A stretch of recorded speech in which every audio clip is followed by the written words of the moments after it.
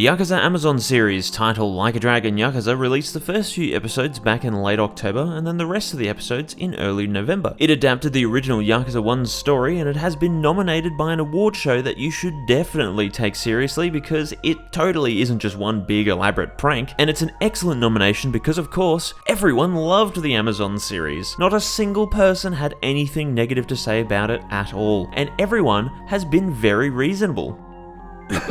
Yeah, totally, man. In all seriousness, I already know there's going to be an angry mob that are writing their comments without watching the video, and I already know you're going to out yourself for not watching the video by what you're going to comment. But before everyone for some reason gets mad at me for not making a 10-hour-long video that is just pure hatred directed at every single person involved in this Amazon series like everyone on the internet seems to be having fun doing for the last month or so, I'm going to let you know that this video will be about some things that the live-action series did that Yakuza 1 never did, and some things that not even Yakuza 0 or Kiwami 1 did that I honestly wish the games had done in the first place. Of course, if you've actually watched the show and not just the trailers and then you pretended like you watched the show, you'll know that because of certain events in the show itself, it cannot be in any way canon to the games and ultimately has no weight over any of the events of any game whatsoever. However, it does present some good ideas that I hope RGG Studio can one day use if, say for example, they were to make another prequel set between the end of Yakuza 0 and the start of Yakuza 1 where you play as Nishiki or something like that. And before I get into it, I will say that I probably can't use any footage from the show besides maybe some bits of trailers, or else Amazon will break into my house and cut off all my fingers, so pretend all the footage is of real people. I'll start with the biggest thing that I was elated to see the show right at the very beginning, the Sunflower Orphanage. The early stages of everyone's life is the most important part. I mean, it's literally the foundation the rest of your life stands on, and in the games we never get to see anything to do with the orphanage or Kiryu's early years until Yakuza 0, where the orphanage is shown in a flashback, but the only kids we know of that ever went there was Kiryu, Nishiki, Yumi, and Nishiki's sister, who I'll talk about later. So long story short, we basically know nothing about this orphanage, but here in the show they're not treated as main characters or anything, but we get to see some of the other kids that grew up with Kiryu. It's a small thing, but it's pretty special. Again, in the world of the games, maybe there really was only 4 kids there, or perhaps there was an even bigger number, like, 5 or something. I don't know, but honestly something I hope to see one day in a game is something like a sub-story where Kiryu meets one of the kids who he grew up with, and the two of them catch up with each other. Could be a good way to show the trajectories of the lives of the children of Kazuma's victims against Kiryu's. Perhaps they're not all tough lives, and the person he meets is some successful CEO with a happy family. And Kiryu feels a bit of remorse for how he turned out, and as all sub-stories go, perhaps some random thug can get mad at the CEO person and Kiryu can protect them. Kiryu would see that he doesn't live the same life as this person, and that maybe his role in life is to protect others. Kiryu could come to terms with his choices and realize that a tree has many different branches,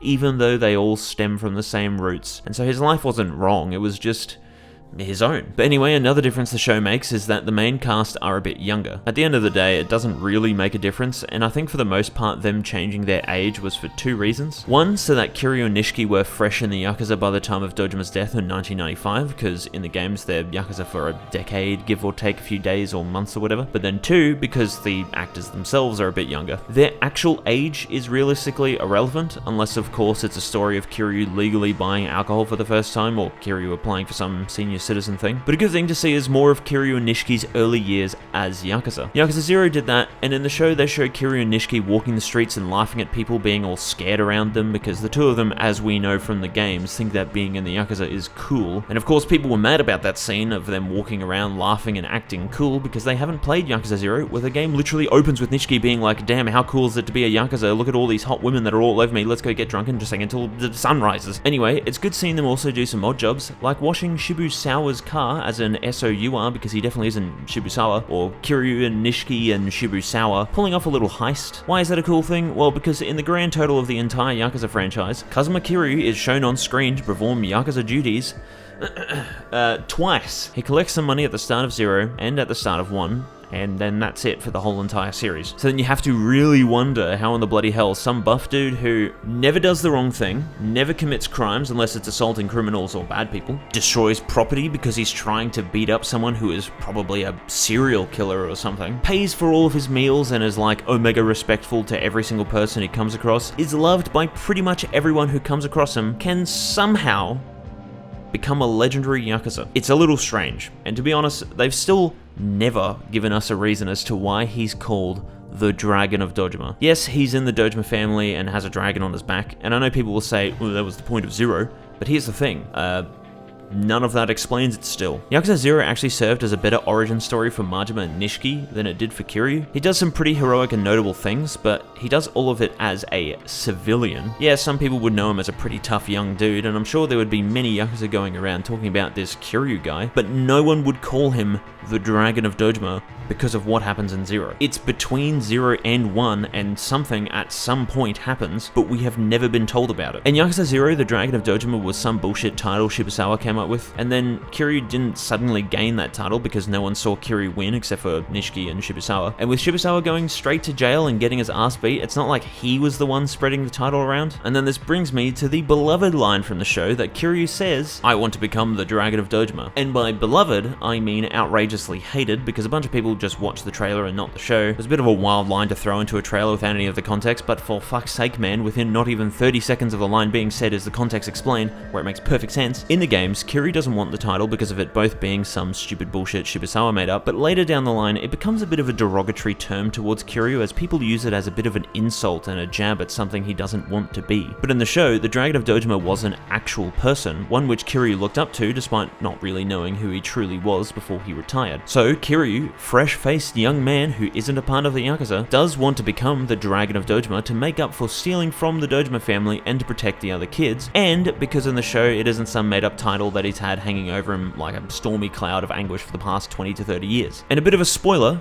but the hilarious thing that again those people who exclusively watch the trailer will never realize is that the person behind the Dragon of Dojima in the show that Kiryu looks up to is the very same person in the games who Kiryu looks up to and who inspires Kiryu to join the Yakuza in the first place. And then in the show, Kiryu tries to join the Yakuza and Kazuma says, "You're being foolish, don't do that," and Kiryu goes, "Screw you, Dad, I want to join." And would you believe it, in good old Yakuza 0, Kiryu tries to join the Yakuza and Kazuma says, "You're being foolish, don't do that," and promptly knocks him flat on his ass, and Kiryu goes, "Screw you, Dad, I want to join." Wow. Crazy what happens when you actually consume the media you're trying to criticize and you don't just blindly listen to some deaf stranger on Reddit who told you what to believe in and you believed everything they said. Anyway, long story short, the show actually provides an origin to Kiryu's dragon tattoo, and we even get to see someone who I can only assume is Utabori actually putting it on his back. It even goes through stages with it at one point being his Yakuza 0 tattoo, although in the show, Kiryu never actually earns the title, hence why he never earns the full and proper tattoo. But at the very least, it does try to give an explanation as to why he's strong, why he's feared and respected, why he's legendary, and most importantly, an explanation behind the Dragon of Dojima. Yakuza 0 sorta gives us that, but Yakuza 1 especially doesn't. If you look at Kiryu by the time of Infinite Wealth, his many achievements throughout the games would easily classify him as a big dog, but Yakuza 1 opens with him just already being a big dog. And that's why I want them to do a game set between the end of 0 and the start of 1, and perhaps to freshen things up, allow us to play as Nishiki, like I said at the start of the video. I'd love to see them actually show us Kiryu as a Yakuza, show us how he apparently earned the Dojima family a shitload of money, perhaps even show us Kiryu doing some things that he would later regret, like actual hurtful things to ordinary people that would give him more reason to never want to go back after he gets expelled in 1. You know? And playing as Nishiki, you get to see Kiryu's strength and reliability from the perspective of the guy who screws everything up and is jealous of Kiryu. Do shit like boss fights where you actually lose the fight, or moments where you try to do some sort of objective but you ultimately fail because Kiryu's already done it. Make that Kiryu jealousy a bit more real and believable by showing us why he might feel a bit negative towards his brother that he still loves. And something that would be cool to see would be a singular event that truly defines Kiryu as the Dragon of Dojima. Here's an idea I had. The year's like 1990 or something. At the Dojima headquarters, Nishiki and Kiryu are there and all the captains or lieutenants or whatever are busy doing something important, just a chill day in the office. But then suddenly there's a bunch of top tier assassins who are trying to kill Dojima and were sent by probably Sarah, because I mean that's the sort of shit he'd do. And so a big battle ensues with Kiryu and Nishiki fighting side by side, and when they're done, Nishiki's flat on his ass and a bunch of Dojima reinforcements arrive a touch too late to be useful and see one man standing amongst the knocked out assassins. They all look upon his back and see a dragon. Whoa. An almighty dragon who protected Dojima. The Dragon of Dojima. Or something like that, and then that puts Kiryu on Sarah and everyone else's radar. And then Dojima tries to be all buddy-buddy and promote this cool dragon guy who he realizes kicked his previous lieutenant's asses too. And then the whole time Dojima ignores Nishiki and further amplifies the jealousy Nishiki has of Kiryu. And he starts learning about this hot woman who's always around the two of them named Yumi, and then yada yada. Long story short, Dojima tries to make his move on Yumi, and Nishiki's already pissed off at him and finally has a reason to lash out, and he goes too far, and bang! Anyway, those things are the biggest things for me that I just wish the games actually did, especially Zero. I mean, it was all non-existent beforehand. They could have literally done anything that they wanted without any of it disturbing the canon of the future games. But of course, as time went on, Kiryu earned his status a different way by just being an absolute weapon. And now there are a few more smaller things that the show did that I also liked. First and foremost, Nishiki's sister. She has actually become a character. It's crazy because in Yakuza 1, she's mentioned in like one single line, and then that's it. In Yakuza 0, she again gets a small mention, but in Kiwami, we see she is actually quite important to everything that happens to Nishiki, although she's still only just mentioned. For some reason in the show, they changed her name, but they also gave her a new life while still recreating the additional story that Kiwami added of Nishiki being scammed by a doctor, which ends up costing the life of Nishiki's one and only sister. Another thing I liked was them giving Yumi more of a role in the show, and to add to that, giving her an actual personality. You could easily argue, like some people have, that she's a bit of an asshole. I mean, to be honest, it's kind of fair for her to actually be a bit of an asshole given everything that's happened. But regardless of whether she ended up being a shit character or an amazing one, anything is infinitely better than the actual games, where she just isn't a character. She just sort of rocks up and says hello, disappears, then reappears, and then dies. Thanks, Yumi. I hope you get more than a single sentence said about you in Yakuza 0 and that Kiwami adds more than one additional sequence relating to you. Oh wait, never mind. But hey, it's alright. At least 18 years later, they gave her a dream and a bit of fleshing out at the end of a side story. Anyway, another character revision is Kazuma. At the end of the day, he is still the calculating man with a heart of gold, but at least in the show, he actually is shown to care about the kids at the orphanage. For example, when Nishiki's sister gets very sick, he goes all the way to Kamurocho to plead with her to come home so that Kazuma can make sure she's okay. Because in the games, Kazuma kind of loves playing favorites with Kiryu and therefore doesn't really give too much of a shit about Nishiki or his sister, and he kinda is an assassin who kills people then adopts their kids, and whether accidental or intentional does just a teensy itty bitty bit of brainwashing to those orphans so that they will give their lives for him. Just a bit. Something that Kuze brings up in Zero and Kiryu just kinda goes, yeah, and as though there's nothing wrong with that. Anyway, another thing that's cool, although there's only a little bit of it, is that after Kiryu gets out of jail, Kiryu and Nishiki show each other some love. I've never liked how day one out of the joint, Nishiki is just such a super villain, doing all this convoluted shit to get back at Kiryu, and then he just does this stupid smile. Because at least in the show, Kiryu gets out of jail and the first thing the two of them do when they see each other is sit down to have a drink and give each other a hug. How nice. Even if it is a lie by Nishiki, them sitting face to face at the same level and having a little drink is a kind gesture that I feel is all too appropriate for Nishiki to do, because again, they still love each other behind all the hatred and anguish. At the end of Yakuza 1, Nishiki dies in a comical explosion that Kiryu, Haruka, and Yumi shrugged off like nothing. EOD from Modern Warfare, I guess. And Kiryu just kind of instantly is like, well, I guess he's dead.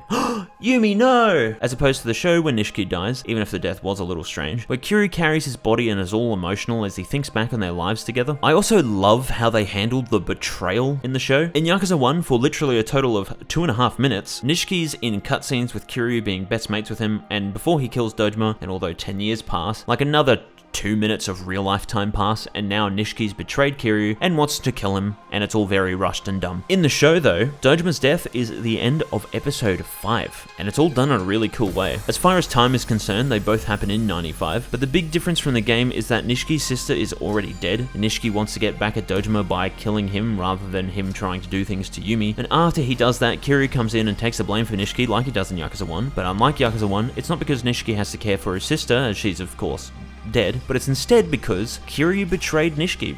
What a twist. Basically, Kiryu's pride and youthful stupidity indirectly killed Nishiki's sister, although we learned that she was going to die regardless, but still, Kiryu takes the fall as a way to make up for what he did, in hopes that he can cleanse himself of sin, but as long as that dragon rests on his back, he'll have to bear its weight along with the weight of all of his sins for as long as he lives.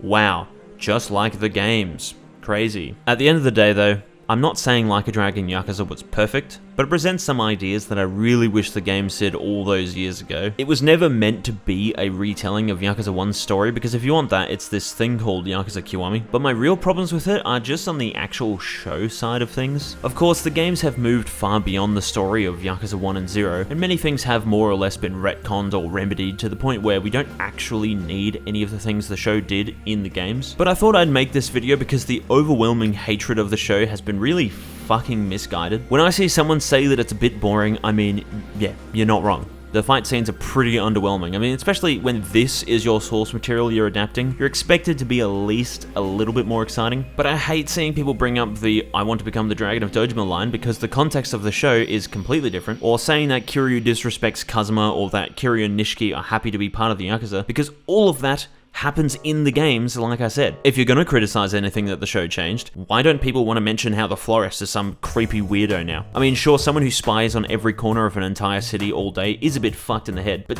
still, he's such a bizarre change. Or perhaps Date being more like a generic cop that a lot of drama shows have, where he gets his hands dirty to keep the streets clean, even though Date is much more than that. But again, it's not like the show has actually any weight over the story of the games, and it's not like the show existing is suddenly going to delete Yakuza 1 or Kiwami 1 from existence. It's not the best show ever to air on anything because of course that's Top Gear, but I still liked it. And I liked it infinitely more than Yakuza 1 because the show doesn't have anything to do with fucking Lau Ka Long or the Color Gangs. Oh gee, sorry Nishiki and Yumi, we can't develop your characters because Kiryu's too busy looking for some thugs dressed in red, white, and blue. No, we couldn't possibly have any flashbacks to make us more attached to Nishiki or Yumi because Kiryu's off to fight some Chinese dude who gets a fucking flashback. Are you kidding me? Why does he get flashbacks to flesh out his backstory if no one else does? We can dedicate time for that, but no time for the people you're supposed to care about. They're not even compulsory sub-stories because all of this is physically part of the actual story. It is actually part of the story that Kiryu goes to 2 different shops to get a plate and some food and water for a dog. Oh, but don't worry, Yakuza 1 players, we'll make sure to have entire sections of the game dedicated to Date's daughter and the florist's son. Not Kiryu's brother or the woman he's in love with, nah, that would actually make the game good. I fucking hate Yakuza 1. I just woke up in a fucking steaming mood, yeah? Because I live in a